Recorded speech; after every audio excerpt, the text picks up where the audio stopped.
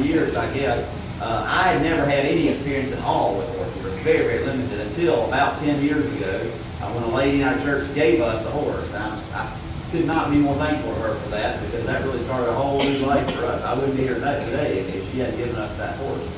And along the way, we collected a few more. You know how that goes. We put on Facebook a thing the other day. You know how to know how many horses is the right number of horses to have? It's N plus 1, and N is the number of horses you currently have. That's how many horses you need. N plus 1. So the ones you currently have plus 1. We kind of got in the habit for a little while, and we're kind of getting a little bit of herd that we needed. And one of the ones we had that we still have, our favorite, he is our wonderful steady horse, is named Edge. And early on, he was one of the second or third horse I guess we got. Early on, Lee was working for the elementary school in town in Pendleton, and she worked half a day. And on Fridays, I take Fridays off, and so I would drive out to the farm where the horses were, and I would load up Edge, and I had my mountain bike in the back of the truck. Back then, I was a mountain biker. I wasn't a horse person. It was great that she rode a horse, and it was great that I got to drive the mountain bike, and she got to drive the horse, but we got to do it together. And I kept saying that's one of those perfect marriage things where there's no compromises. Everybody gets to do what they want to do, but we get to do it together. But in spite of the fact, I love going out there and catching Edge and loading him up in that trailer, and then I'd go pick her up at school, because I felt like such a cowboy. I mean, I can catch a horse, I can load a horse in a trailer. I couldn't have ridden a horse, but I felt like such a cowboy. But if you've got horses, you know, horses know green a mile away. I'm not talking about grass, I'm talking about green people. And Edge knew I wasn't a cowboy. And I have to stop here and tell you, I was telling the same story, about 3 weeks ago, I guess, at Garrison Arena for the Junior Beef Roundup, and I was sitting on Edge. I was preaching horseback. And when I said Edge knew I wasn't a cowboy, he shook his head. That wasn't planned, but it sure was good. And he was right, though. Back then, I sure wasn't, that greenhorn ain't going to catch me. No problem. So I go out there, and I've got my treats, and I'm trying to get him. And somehow he managed to get up to my hand, and he grabbed those treats, and then he'd go before I get my hand hooked around his neck. And so then I thought, well, I'll just chase him around for a while. Yeah, that's really wise. We're running around a pasture behind a horse. That worked real well, let me tell you.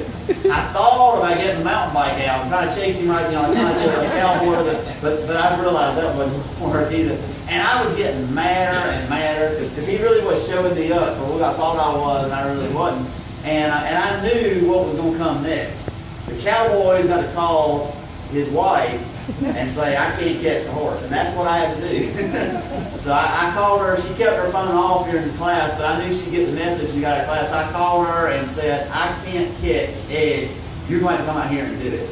And I was so mad. And so I lay down on the hood of the pickup truck, and I put my cap over my face and just tried to take a nap.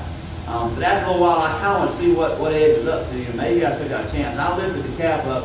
He was out maybe 30 yards away in the pasture rolling, his feet up in the air, kind of like saying, nah, you can't catch me. And so I slammed that cap back down over my head, and at this time I really did drift off to sleep.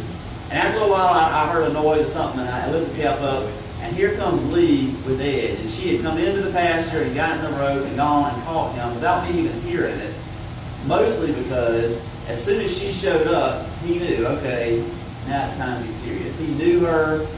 He respected her.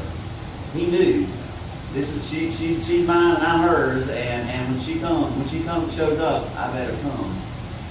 I think that's part of what Jesus is saying to us when he says, "Come to me." He's saying you have to make a choice.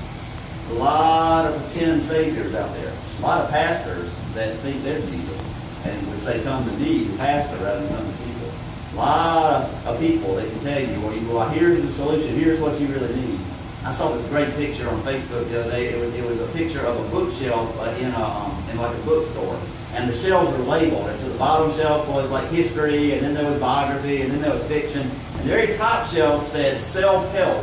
And right next to that there was a little sign, and it said, "Please ask for assistance for items on the top shelf."